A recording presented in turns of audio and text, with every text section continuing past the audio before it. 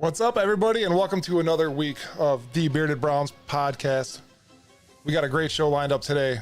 Do not want to miss it. Everybody come and join us.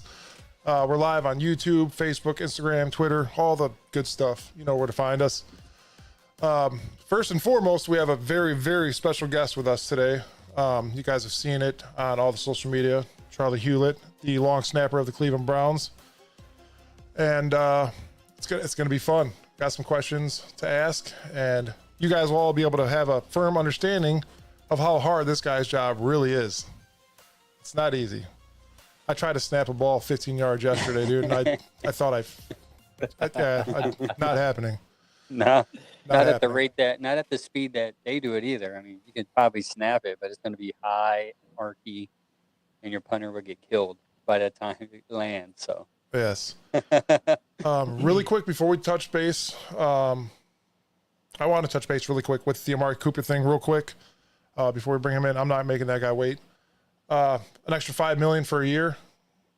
Is that hush-hush money? Just get out there and play, show up to camp? What do you guys think? It's sure. I mean, you need your number one receiver at camp, so I guess you would have to pay him whatever you can to get him there, right? So, yeah, I thought it was, I expected it. So it's good that he got paid. I mean, good job, Amari, and your agent. Shout out. Shout out to the agent. I think most people are on that side. It's kind of funny because Amari Cooper is under contract for this year regardless, but it's funny how, Browns fans connected with him pretty quickly. It's hard not to when you get a player on this team that is putting up those kind of performances, especially at a position like wide receiver, which has not been our strongest position since we've been back in the league. But it is kind of funny to see the celebration of like just whatever it took, just make sure he's back in camp, he's playing again. And I think a lot of it has to do with how much everybody is counting on Deshaun to put together a big year this year. And I think anybody watching knows Amari's a big part of it. Huge part. That was easy. Yeah. So we got a guy to show that has to get to camp. So I say let's bring him in. He's got some kids to put to bed. He's got to hurry. You know the dad life. Yes, I do. So let's bring in Charley Hughlett. Yes. Charley, what is up, buddy? How's it going, guys? Appreciate y'all having me on. I appreciate you joining us, man. I think we're going to start off with high school first. I mean, I think that makes the most sense. Okay. Take us back. Yeah, we're going to – if you want to tell us where you went real quick, and we got some questions for you. Okay. Yeah, no, I grew up Tampa, Florida, with the Hillsborough High School. Started off as a tight end, ended up moving to center, oddly enough, my senior year. We just had a shortage of linemen, so they asked to move me over. I was one of the bigger bodies. So started snapping like my junior year of high school and ended up being a walk-on at UCF as a tight end / long snapper. So road started there. That's awesome. If you had a chance to pick one today, would you remain a long snapper, a tight end, or just strictly center? Oh, at this point in my life, long snapper is where it's at for sure. I certainly would not be here as a tight end or a center or anything like that. So long snapper worked out for me really well. Definitely easier on your body. So happy I made the switch for sure. That's good to know. I mean, it had been fun playing center and tight end at the same time, I would imagine. I really enjoyed playing tight end. I wanted to play it in college, and it was kind of a funny story. My true freshman year, like I was, going to be a backup snapper, backup tight end kind of deal. And our snapper just kind of randomly quit going into camp, like right before camp started. So we had a bit of an open tryout and ended up getting the job. I remember the head coach brought me in and sat me down and was like, you're not a tight end anymore. You're just going to snap for us. Going to put you on scholarship, but I can't risk you getting hurt. So I remember being a little disappointed at the time that I wasn't going to be able to play me tight end, but I was also just happy to get a scholarship. So ended up working out and kind of just took it, ran with it. Good deal. I couldn't do it. I don't know if you heard me at the beginning of the show. I tried to snap a ball to my stepson yesterday, and it was horrible. It was embarrassing. It's something you could work with. I mean, anybody can probably learn how to snap decently well if you just rep it out a little bit. The difficult part comes whenever you have to block somebody after. That's where I'll have buddies go out there and be like, look, I can snap just as good as you, and I'm like, yeah, you don't have to block me, but it's a little difficult. So that's where it gets hard. Yeah, and snap just as good as you is like me making 1 3-pointer and saying, like, I can shoot just as good as Steph Curry. As long as nobody is lined up over me, I don't have to do it over and over. I don't have to be perfect every time.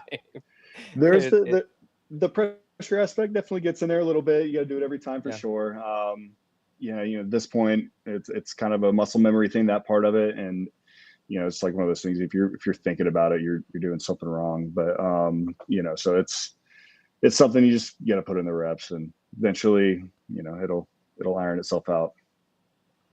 Yeah, it seems like kind of a cush position, like you said, at the age that you're at, where it's like this is a great place to be, right, as a professional athlete. But again, I think anybody watching knows that, like, your center of attention at that time, you got to be pinpoint, and you really, like, everything is counting on you just nailing it every time.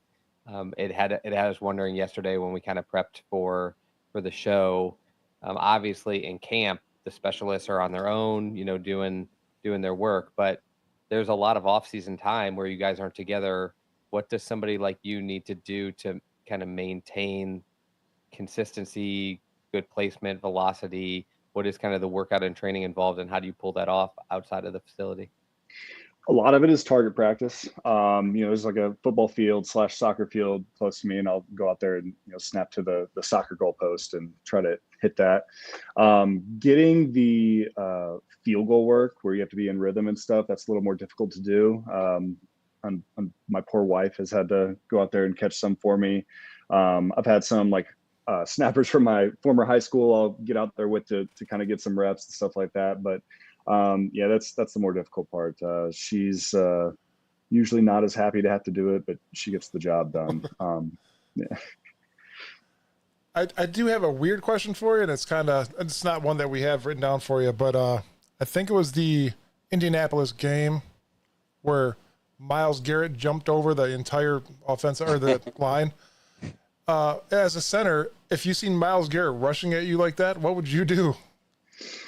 Well, the tendency would probably be to try to get as low as you can so he doesn't run you over, but that's right when he's going to hop over you. I mean, usually, just going into a week, we'll kind of have an idea, hopefully, of somebody on their roster that can do that, and there's always going to be an alert if he's lined up over you. You don't go low, go high, and if he doesn't jump over you, and you're just taking the charge kind of deal. But Myles is another level of athlete, though. I mean, he'll do that sometimes in practice, and all I see is his feet landing behind me, and it's like I didn't even know he was going to try and do that, and it's just it's freaky how big and how explosive that guy is. That's crazy. James Frank says, living the dream playing in the league. What is your favorite part of playing?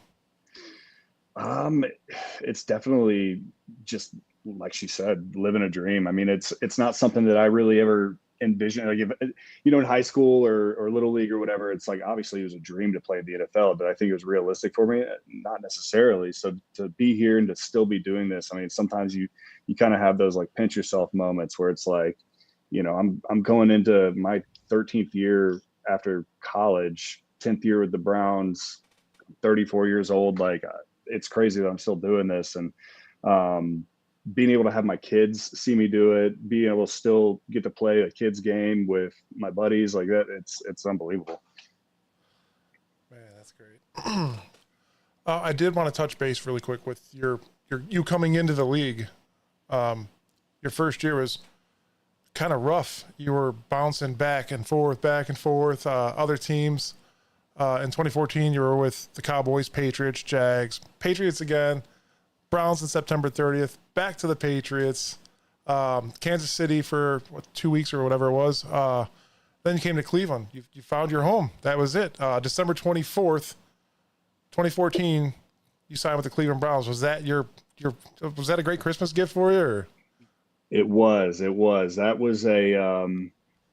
was a heck of a year. I pretty much just had a bag packed at all times because I was either going to a practice squad or at least going to a workout or something. I think there might've been 1 or 2 weeks that whole season I didn't have anything to do, the prior 2 camps. So I was in camp at Jacksonville that year. And then the prior 2 camps I'd been with Dallas. So those 2 years, that was a lot of quiet. Like I'd get cut in camp and then just kind of crickets all season, so you'd just be kind of sitting by your phone.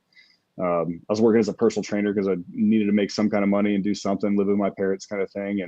And so by the time I got to 2014, I had a good camp in Jacksonville, and then the phone finally started ringing. So it was not as much change and as chaotic as it was. It was nice that the phone was at least ringing, so I felt like I was picking up some momentum, and it was definitely a good feeling. Nice. That was a great response. I mean, Yeah. you stayed humble and you made it happen. So after 10 years of being in the Browns, how do you keep yourself motivated to stay in the starting position? I mean, every year, well, first off, I mean, the easy answer is because of how difficult it was to get here. Mm-hmm. I know how easy it is to get cut. I know, it you can't take it for granted. The second you do, you're likely going to be out of there. So, also have had some, as you guys know, rougher seasons, and I've been through that. So, when we have really talented teams like we do this year and did last year, I mean, it's easy to get motivated. It's easy to get excited. Chad, are you frozen? No, I'm good. I was going to ask how you keep your head up and keep going when you have that much change so quick, especially when I had thought that was just right out of college, and there's just looks like some time had passed. But I guess I can understand, as long as you're valuable and someone keeps calling, you kind of can keep that motivation. And you finally landed with the Browns. How many contracts has that been now with the Browns? I signed my third contract here 2 years ago. So yeah, 3. I'm on my third one here. So again, just a blessing. And yeah, that year, like, to go back to kind of the original question, it was easy to keep my head up at that point, just because it had been such a grind for 2 years before that, where I could finally see, okay, there's at least a path to a long-term spot here at some point in this road. And so at that point, it was easy to stay motivated. It was hard to stay motivated the 2 years before that, when I wasn't hearing anything. That's very understandable. Andrew, you got the next question? Yeah, so with the rules change and how the defensive players can line up against a snapper, how is that? I mean, because you've been through 10 years of playing the position. How's that affected your role? Well, I can tell you how it's affected the position. So when I came into the league, it wasn't that uncommon to see a 6'5", 250 snapper, and now the guys are getting smaller, because I think, not that the protection aspect is less important, but I think guys just aren't. It's less common for somebody to line up head up over you anymore. So they kind of have to, they can't line up on your shoulder pads. That's the rule. So on punt, you still have a blocking role, but I guess you have another little split second to get over there and get your head up.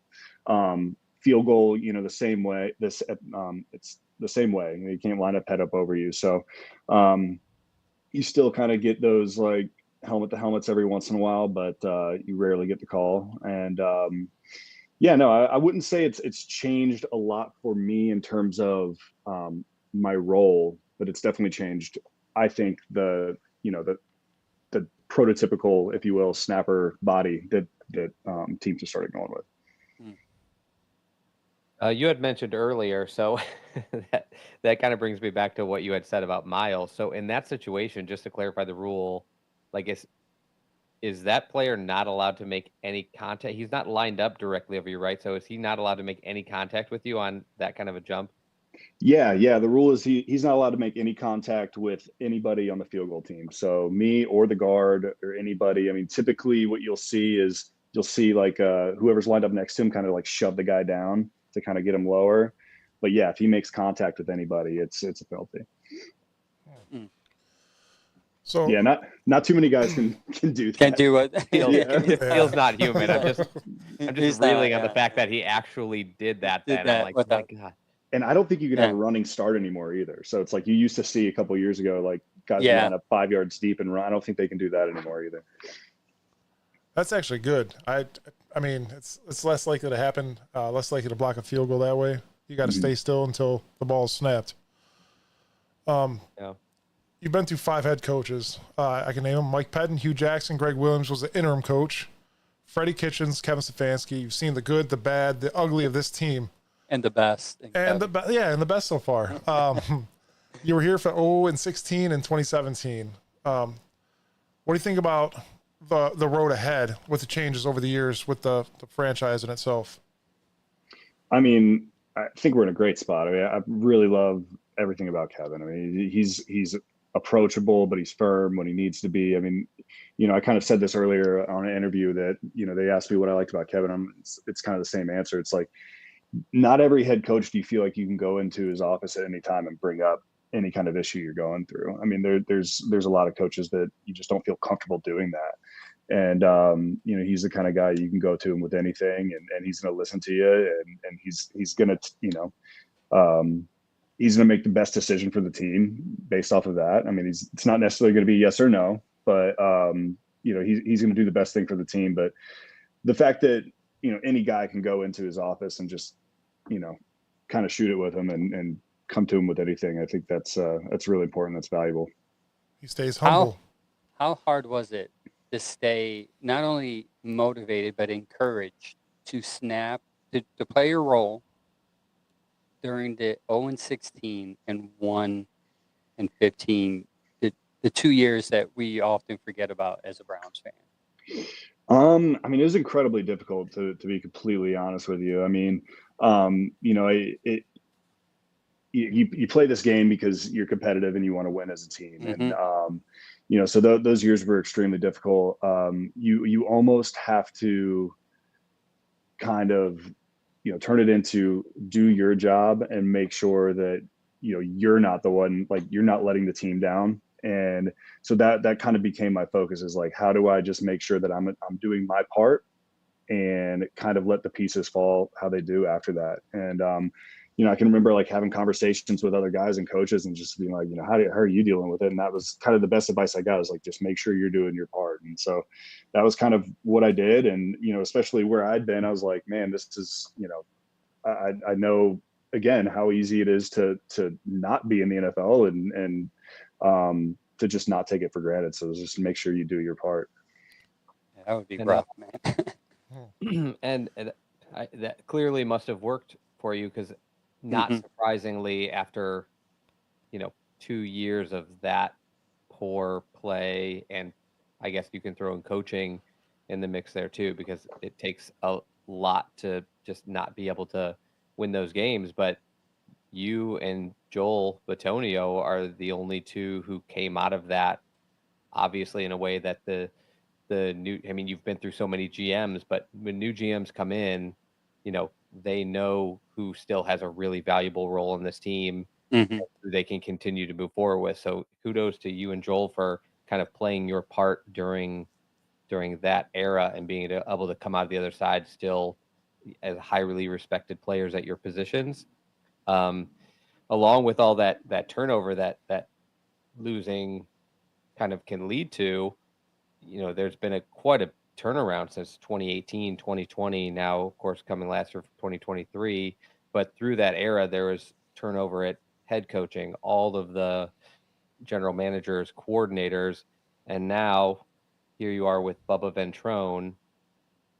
How has he been as a coach so far? And, how is, with everything he's dealing with the new kickoff rules, how is it looking for the way he kind of works with the specialists and the special teamers going forward here? Yeah, well, I mean, the first question, it's obviously it's awesome working with Bubba. He's really good about just trusting us to do our job and not kind of micromanaging. Every specialist kind of has a different process in the way they do things. I mean, even when it comes down to technique, it's like, my hand size is different than another snapper's hand size, so they're going to grip the ball different, and just like little stuff like that. And so not trying to like fit us into a box and fit us into a mold. Like, he's really good about just trusting us to do our job. And the fact that he played at a high level and is coached at a high level, so it's super easy just to trust him and know that what he's doing is the right thing, and then to kind of have that trust like fall back on us. It's been great to work with him. The new kickoff rule, that is going to be, I think, a little bit of a trial and error. I think we're going to figure that one out as it goes. As far as like schematically and techniques and stuff like that. I mean, obviously, that's another one I'm going to kind of trust him to figure that one out. But yeah, I think especially like early on the season, it's going to be just, you're going to see a lot of different teams trying some different things and seeing what works. Yeah. So it's not crazy for us on this side, without giving anything away, because I don't think it's a giant shocker, but it's not crazy for us to have talked about it a bunch of times and just almost laughed about the idea that, like, who knows? Like, they're just going to give it their best guess, go out there, and then a few games into the season, watch the film, reevaluate, and figure out, are we on the right track, or do we not need to switch it up? Yeah, no, I mean, my best guess would be like, you could see like safeties playing kicker. You know what I mean? Because it's I told you that. I said that. I mean, it wouldn't be that crazy to me. See, it's Chad? Like, I'm so sad. I'm so sad that you just said that. See, because I got credibility for saying that. it, and I'm like, I've been saying it. way. I honestly, thank you for confirming that, Charlie. I appreciate that. oh, I'm not confirming. That's just No, he is. He's confirming it. It's right here. It's live. Breaking news. Juan Thornhill will be kicking the Cleveland Browns. You heard it here first. Charlie, we've had numerous arguments on the show about the new kickoff, and it's unbearable anymore. It's not confirmed, but it was more like, is that even something somebody could think about? But clearly, like, it's something that you could think about. It's something to think about. I think like it's going to completely just overall, not just kicker. It's going to change probably the types of bodies you see out there, I would guess. I mean, because it's just less running, less of a speed play. It's still a speed play, but less so. That makes total sense. Yeah, that's why I said it. Yeah, Makes sense. Chad hates you right now. A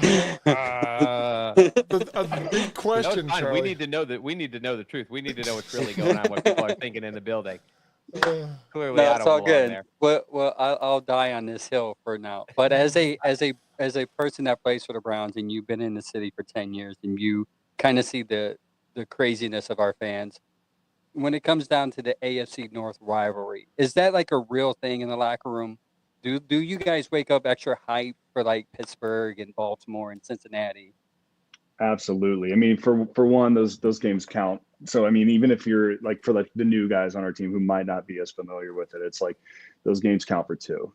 So it's just for our well-being. It's a more important game. But yeah, I mean, there's definitely, and I think it goes both ways. It's like there's more of a chip on your shoulder because we play each other so much. There's those kind of personal matchups where you know that you owe that guy one from the game before or whatever it was. So yeah, I mean, it's a real thing for sure. Man, I love that. It's a 2-point game.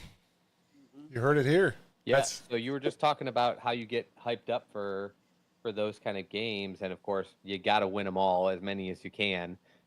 What is your typical mentality and like physical preparation, both for going into game day?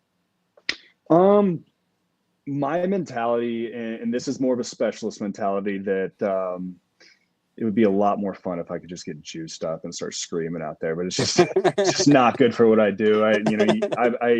I say this a lot, like specialists kind of, you almost have to operate more like a golfer, where you just got to be like level-headed and smooth the entire time, and try not to get too excited, too high or too low. So that's more, where I try to stay. I don't always do a good job of it. I'll catch myself getting excited or screaming and yelling. I'll try to calm myself back down. But yeah, you just got to kind of be in the zone and kind of be like, mellow and focused. And it's not as exciting to maybe watch me on the sideline as much as it might be for some of the other guys who are out there and, physical battle the whole game. But yeah, that's just kind of where I found that it's the best place for me to be mentally. We got you for a couple more minutes. We got a couple more questions. Cool. First and foremost, what is it like to work with punters and kickers such as its current kickers and punters, Dustin Hopkins, Cade York, and Corey Bojorquez? I mean, they're all like just great dudes. I mean, I don't know if you've just seen them in the media, but they're all like super humble, super down to earth guys. Specialists kind of tend to be, a little more down to earth in my opinion, but they're all just like family guys. I mean, Cade's a little younger; he's not quite there yet in his life, but Dustin and Corey, like we've all got kids and married, and we're just very, very much like regular dudes. I mean, it's when you kind of get to this age, it's more about it becomes like a true career for you, and so you treat it like a job and you treat it extremely professionally, and everybody does a great job of that. Kind of got a sub question for this. Phil Dawson left as you came. I mean, as a Cleveland fan now, knowing what Phil Dawson was like, what would that have done for you to be able to snap to the best punter that kicker we've ever had? I think he's the best. Anybody else? Yeah, no, I mean, he's definitely got the track record here in Cleveland. I'm hoping Dustin can prove to be just as good, if not better. But it would have been awesome. I mean, he's a Cleveland great. Obviously, it would have been an awesome experience. But I have met him a few times and seems like an awesome guy. And I mean, he did it for a long time. So obviously, a lot of respect for him. To that point, I mean, if Cleveland fans are crazy about Phil Dawson, it's hard to find a fan base so crazy about a kicker. I mean, it's years later and people are still talking about a kicker from a decade ago. But I mean, he was scoring all of our points during the darkest timeline. The dark ages. But to your point, Dustin had, I mean, I'm not going to confirm this, but Dustin had, I think, one of, if not the best kicking years of a Cleveland Brown ever this past year. His percentage was incredible. He was nailing kicks beyond 50 yards. It was just awesome. Personally, I have to think that was mostly related to the precision of snapping. Yeah. So, so kudos to you. But I was going to say, you guys are sort of separated together a lot, the punters and / holders, the kickers, the snappers. Does that kind of bunch you guys together as a pretty tight-knit group, or does it fall in a lot of other positions where maybe you're a tight end, but like you end up spending a lot of your time with, just someone else on the team that you vibe with? It definitely does. I mean, we're like you said, we are secluded. We're not in the same meetings as those guys. I mean, we have a lot of time where we're hanging out, and we end up, we obviously we spend a lot of time in the weight room together. We're lifting at different times than the other guys. We're in the cold tubs at different times than the other guys. We're playing ping pong whenever other guys are in meetings. You know what I mean? So we spend a lot of time together. And yeah, I mean, that's just naturally, I mean, you have some groups of specialists that are maybe like tighter knit than others. Like if there's like a big age gap, like I can remember being a younger guy and, I always like felt bad. Like Andy Lee was kind of just more on his own, but he was always like talking to his family in the corner or whatever. And me and like Travis Coons were, goofing off and, doing something else. So, but the fact that we're all kind of like, we all just mesh together, personality wise, and we're all kind of a, more similar age group together. I think it helps our camaraderie. And I'm going to go back on I'm not going to take credit for Dustin's success, because if that was true, I mean, he owes you some some. I've been here a long time. So yeah, he had a career year. That also leads me to a tiny follow-up question. Corey had some kind of arching rumor rolling around the NFL that he had problems holding and that kickers were having trouble kicking with him as a holder.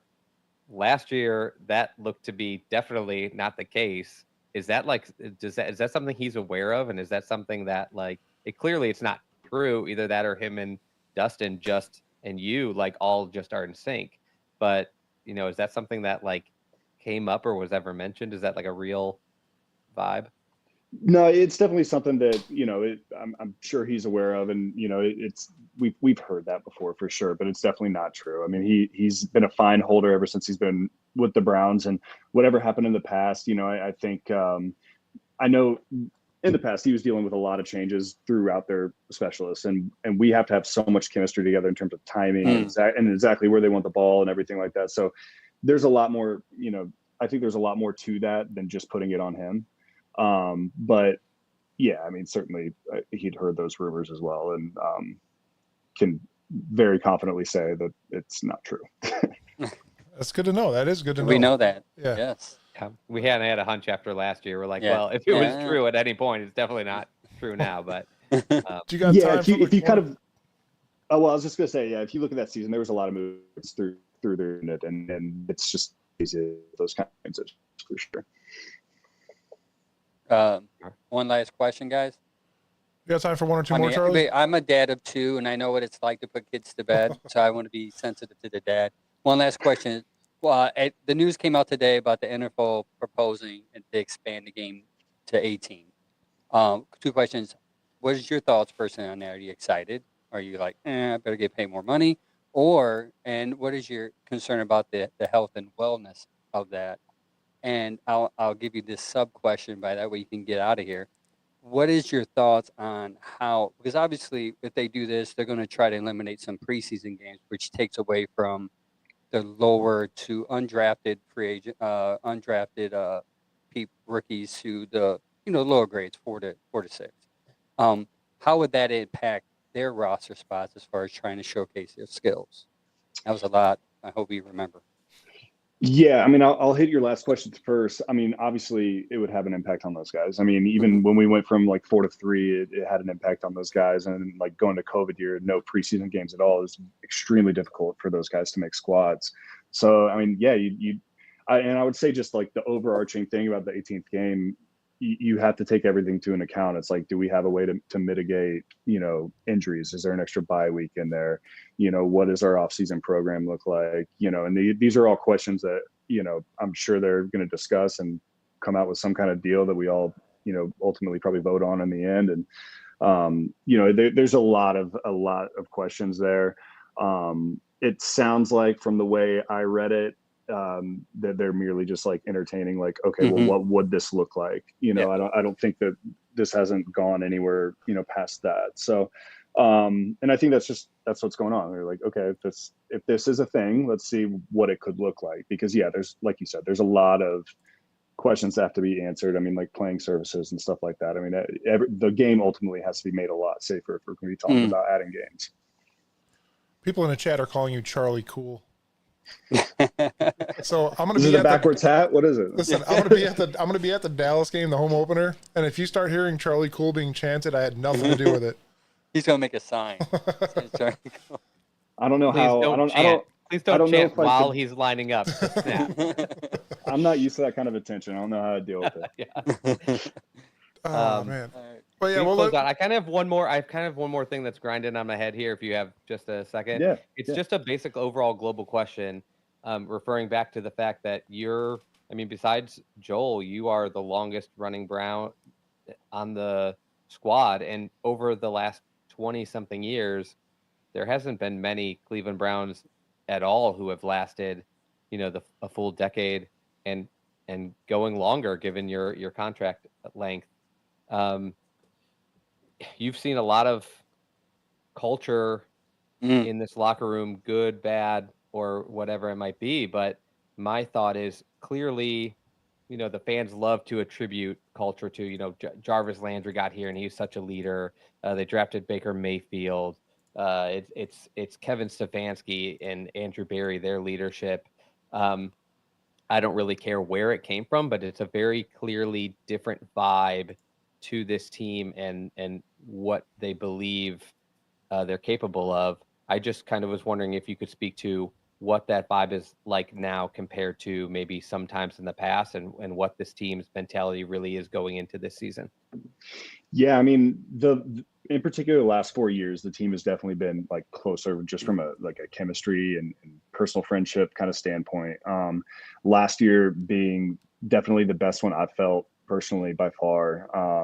And I think a lot of that is just like it's the things that Kevin's doing, and it's and truthfully, it's stuff like going to the Greenbrier and getting away and being able to just like hang out with the guys and kind of like focus on football and focus on building those relationships. And you're not going home at the end of the day to your family. You're hanging out with each other, grabbing dinner or whatever.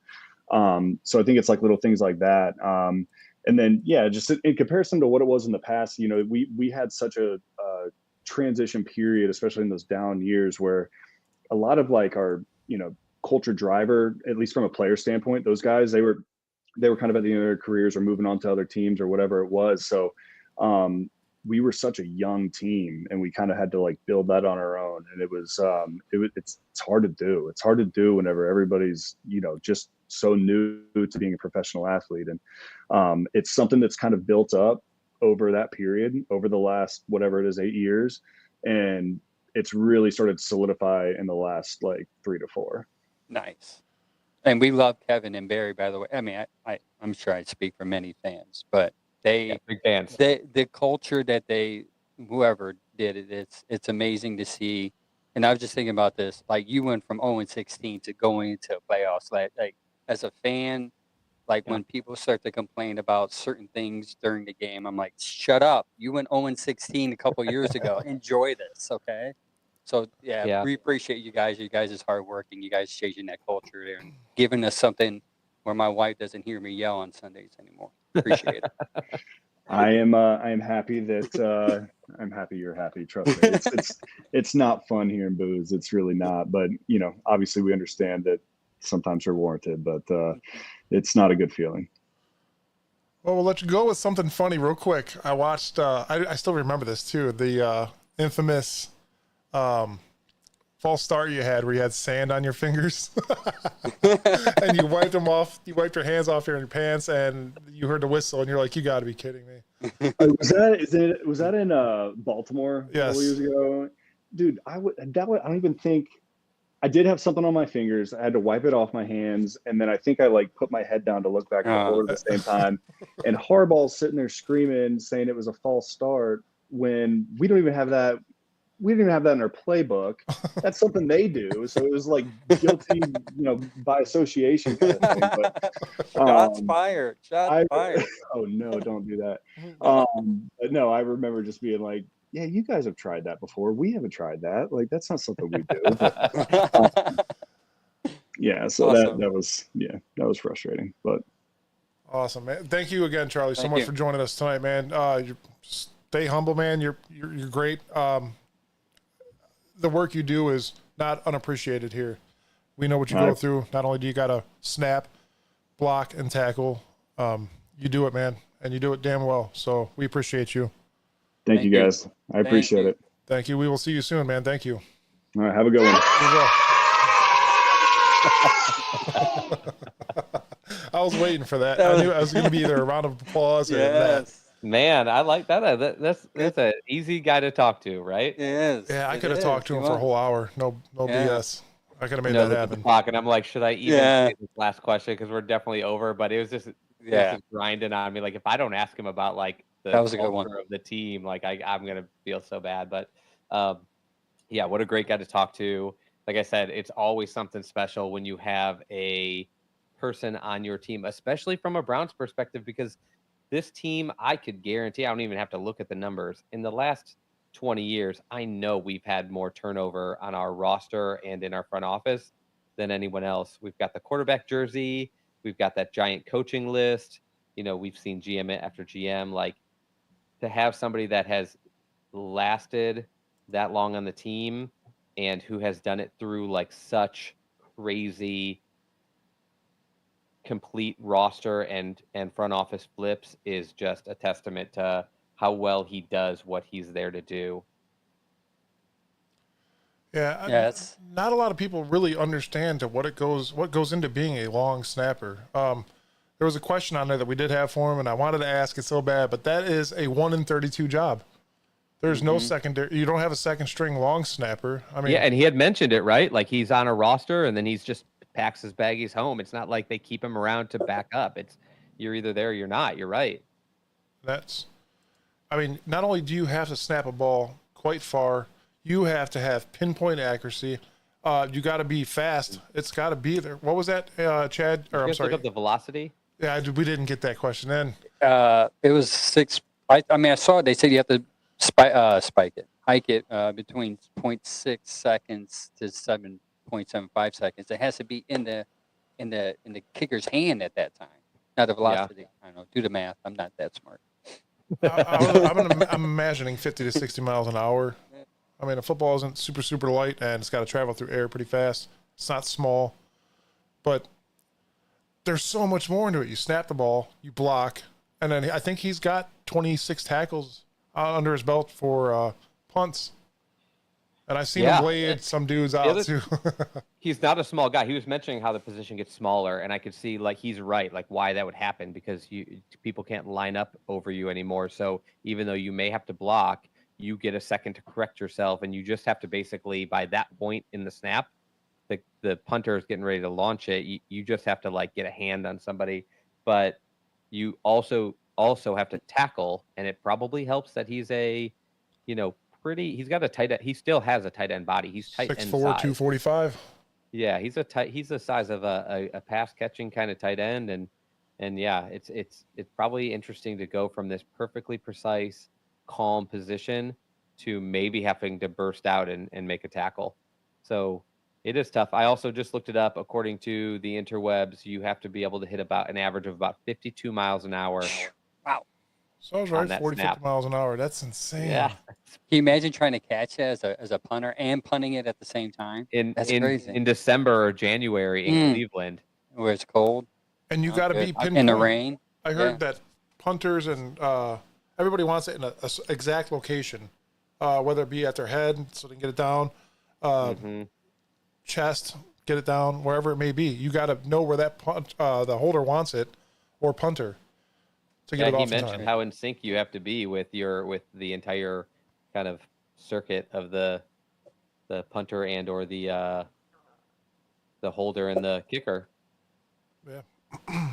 That's good. James Frank says, best team he's seen since 99. Let's get a ring. Well, there really wasn't a team in 99, but I was hyped there is a team. I was hyped about his last answer. I really do think like it's pretty visible. I just kind of wanted to hear it from him. Like this team is on a different trajectory. They are like they clearly believe in themselves. Most teams going through 5 different quarterbacks, not to mention the other 23 injuries on the team, really probably do hit a level where they mentally shut it down. It's just hard to stay motivated when it looks like everything's constantly going wrong. And I think it's cool his perspective on like the culture being so different that that they can just turn that off and grind. I liked the idea that like, yeah, the culture's better in the last 4 years, and we can attribute that to I think Barry and Stefanski in a way. He clearly mentioned some things about what Kevin Stefanski does that drives that culture. Mm-hmm. But I do think it was interesting to say like there with so much turnover and with like a lot of the leadership guys either being at the end of their careers and retiring, like this was a long build for culture for them because back after Sashi Brown basically dumped nearly the entire roster. Like we said, him and Joel are the only two that survived that dumped to this point. And there's other players still in the NFL from those past Brown teams. They're just not here.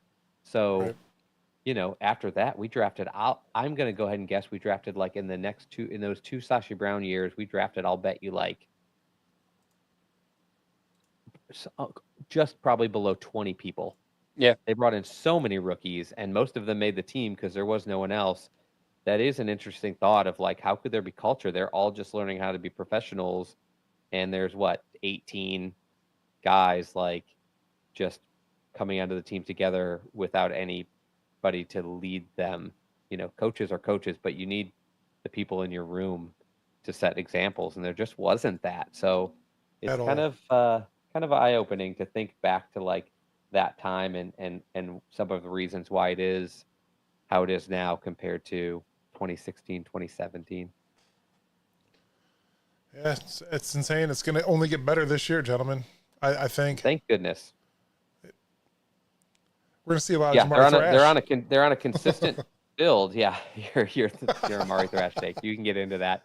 Yeah, it's just a consistent build. And the reality is, like, after what they went through last year, to be able to maintain everything that they did last year through all of that adversity, like, maybe they don't have as good of a year this year. It would be very reasonable to say they don't repeat 11 wins this year. I hope they do. They have the capacity to, but like, it wouldn't be crazy with the best schedule in the NFL, according to everybody, for them to not be able to win 11 games. That's hard enough as it is if you have a mediocre schedule. Yeah. But I think that they have built something now, and with the extensions of Barry and Stefanski and kind of knowing where this team is headed, I don't think any one down year or any one tragedy, or like we saw last year, 23 tragedies of like injuries can shut this team down anymore. I think years ago it probably would. I think years ago you lose Deshaun Watson and Nick Chubb, you're done. This team wins 2 games for the rest of the year because everybody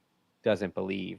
And like, he made it clear, like, the team does have they're people, and they do have like a mental, like, breaking effect. point. Yeah, they're mentally affected by like all of these things happening and like the negative stuff that's going on. Like, they know it. There's no getting around it. All of us have bad days at work, or know when like things aren't going to get better, or when you at least don't believe it. So, but I do think I do finally believe that they're past that era where a bad year or a bad season, it would really help to have 1 or 2 good years in a row to like continue to build on that. But I think they're always going to be able to right the ship with the team they have in place. Peanut butter. That's not it. That's my dogs, by the way. Oh, sorry, Chad. Trust me, I heard it and immediately was like, it's like, where's that dog? No, my kids are coming in from gymnastics, and they just like to take their time. They just go out there, smell the flowers, and. Well, no, it was funny because in our video chat yesterday, do you remember? Yeah. We're trying to train him not to bark at everything that passes the door. He doesn't even bark like that. Wasn't even like, oh, the mailman came up to the door. That was someone walked past our sidewalk. And he's an intruder. It's like, no, he's passing. He's walking fast. My neighbor just sent his dog to like a doggy camp, like a boot camp type thing. It's 2 weeks long, and hopefully it'll come back better. Fed him a steak before we left. Nothing like being spoiled rotten. Here's a steak. Now go to boot camp for 2 weeks. Yeah, enjoy it. Life of a dog. Right. Well, that was good. We started on time. What a day. We had a great interview with one of the Browns with the most possible inside knowledge on this organization as we can have. In the last decade. Feeling pretty good. Yeah, I thought that went really smooth for our first time. Also, I thought, not to toot our own horn, but no technical errors. Yeah. He made it very easy. He's very easy to talk to, and just to answer the questions like with a good response. That just made me sit here and just shake my head yes, and not even afraid to ask the next question. But man, I was like trying to process all of that at once. I'm like, this is awesome. It gives you hope. You know what I mean? Hearing him talk about the team that we love, it gives you this, I don't want to say false sense, but that the morale is there. It's there. No, it's built. It feels real. It feels more real hearing it from current players. And to be honest, I love, listening to interviews and stuff from past players, but I think current players in the current locker room always have just a unique take on like what that world is.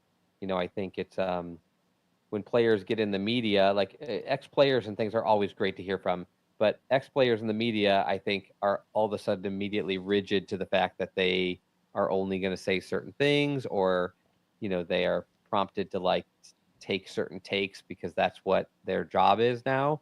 So just to hear a player I don't think any of us put him on the spot, and we kind of talked about it and tried not to put him on Yeah. the spot with anything that's like this team has been through hell and back Yeah. over the last, between 1999 and 2017. Like, you name something that could go wrong with an NFL team, and they've been through it twice. And it's like, you just like, you're curious about some of those times when the team was really bad, and like he handled the question about 2016 and 17 really well, but like you just don't want to really drive this like, Yeah. tell us about all the dark, dirty Yeah. stuff. Yeah. Give us the secrets. We have You to can have tell. we You got- can tell though he's very appreciative of the current regime, right? Like the current, Agreed. because You he can he get- didn't say it, but he said a lot by not saying a lot. He's like, there's can like gather a lot. fair share. Yeah, he was like, You can gather a lot from the way people like kind of, let's not really talk about that past, Yeah. but let's talk about Bubba Ventrone, or let's talk Yeah. about Coach Stefanski and why they're so great for me right now. Yeah. When a player says something, and we've heard this before from other players on the Browns and in other places, when a player says, what I like about Kevin Stefanski is he's approachable. What that player just kind of said is, that's not always been the case, and Yep. they don't have to go into names. We don't need them to like shoot themselves in the foot by being like, this coach stunk. But we just know at some point in the past, maybe not all of them, but some of them were clearly not as approachable as Kevin, or not as interested in feedback from the players. And to me, that's not surprising, because these Mhm. coaches have very high opinions and are very, they got where they are because they believe in themselves. And sometimes that's great. And sometimes you should also be open to other ideas. But it's very clear, like, that he likes who's there now, and he likes the direction and the culture of the team now. And so, awesome. I mean, When what else he- can you say about that? when- That's awesome. when he talked about that, I thought of the Hard Knocks year of the Browns, and Mhm. how I thought of Hugh Jackson and Haley, and how you can tell they didn't get along. You can tell they had their own vision, and you can And that's tell. something that happened on camera. So Yeah. imagine when they're not on camera, like, Yeah. ooh, And then Jackson bringing in Baker saying, "Oh, you're going to compete for the backup." It's like, I hated that. That Yeah. was the biggest BS moment. I'm of that. okay. I'm okay with anybody making a guy they bring in earn it, but let's to be make real. it a You show. guys aren't stupid. Absolutely. This kid was drafted first. You know what the future of this team is. Yeah. If you say, hey, we're not going to get you, obviously you're the future of this team, we're not going to get you in there until we think you're ready to succeed, fine. If you're going to say, like, you're going to have to compete to, like, maybe we'll start you at quarterback 3, and it's like, come on, man, you're not blowing anybody. Like, Yes. you're just making it weird. Yeah. So for future players, we're gonna have a safe word. If we ask a question that's out of line, they'll just say peanut butter, and then we know to. Then his dog will bark. We'll just know to stop. Honestly, And I'm Chubb, funny because I said it earlier and I expected him to come to the door and start scratching or Yeah. something. Like, I know you're talking about me. What you saying in there? I know you're talking about me. All right. Okay, let's see. What can we talk about before we shut it down? A couple quick things. You want to talk about Jamari Thrash? I'm kidding. We don't have to. But the players are, they reported yesterday. Yep. He said they did their physicals. Today they're going to have like kind of a walkthrough type of thing, and then they're headed to the Greenbrier, which Charlie and I think other players I've heard in the past have said the same thing. Agreed that that's a pretty good experience for them. By the way, it was awesome to hear that they're like a closer knit group than they have been at any time in his tenure, and he thinks it's partially because of the time that they're kind of stuck together, and that's believable. But it's cool. So they're going to go to the Greenbrier, and starting now, we're going to start getting our first, like, it will be exaggerated and it will be typical camp chatter, but we're about to get some real, actual Brown stuff, not just the rubbish that papers and sources have been throwing out to fill space for the last 6 months since the draft or whatever. Yep. Whatever We have filled a timeline lot that's of been. space and voids in people's minds. Yeah, and we're doing what we're supposed to do. We're covering old drafts or talking about position battles and who's on the team and just outright knowledge. But like, it's a 24-hour news cycle, 365 days a week for the NFL, unlike any other sport in America. And a lot of it is it's so speculative, and a lot of it is just sometimes nonsense. now local and national stories are going to have some basis, you would think. And so this is really the beginning of football season. Teams are reporting, and we're going to start getting real camp battles, real video footage. On the sad end, there's going to be some injuries, and there's going to be some guys that you love who get cut or moved, and it's real now. What's up, Paul? Thank you for joining the show. Yeah, it's going to get real. This is where we're going to get more news, and we're going to bring it to you guys every week, every Tuesday at 7:30. We're going to start shutting it down. Let's do a show in under an hour. We were on time. We did it. Congratulations, guys. Okay, here's some closing thoughts. Check out the Dogs by Nature. Yes. Camp article. I got to fight camp. The first of our contributions is now available. Spoiler alert! It's a story on the tackle battle. So head to Dogs by Nature. I would hope anybody listening to this is following them anyway. That is a everyday source of a Brown story. If you can't get enough Browns, like, they've always got something for you.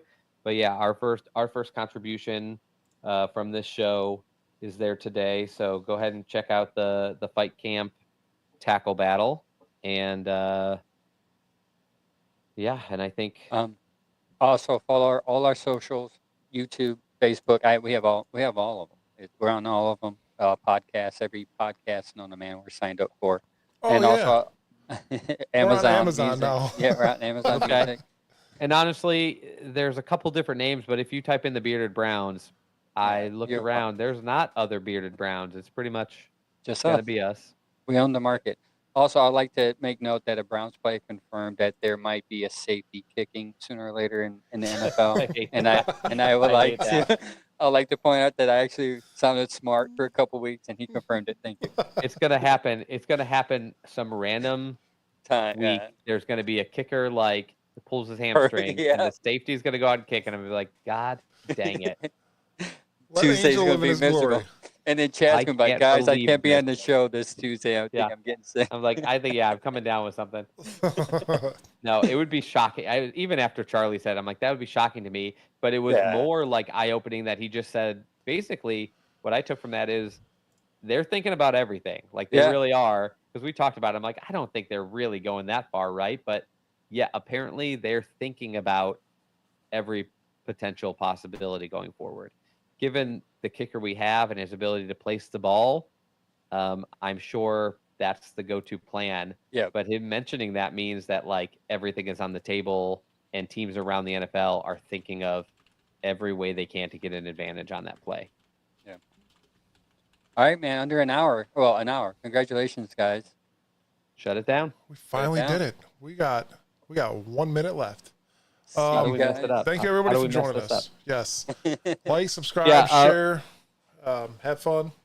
That's the big thing. Like, subscribe. We could really use the support, and share. Like, if you guys are enjoying the content, the people that you are connected with will probably also enjoy some of the content. Send it around. Get us a little bit of a rally before this season starts, because that's when we're really going to start getting into it. Yeah, especially on YouTube. That's where we need you guys at. Comment, share, subscribe. And, as everybody says, hit that like button, hit that bell button. We'll see you guys next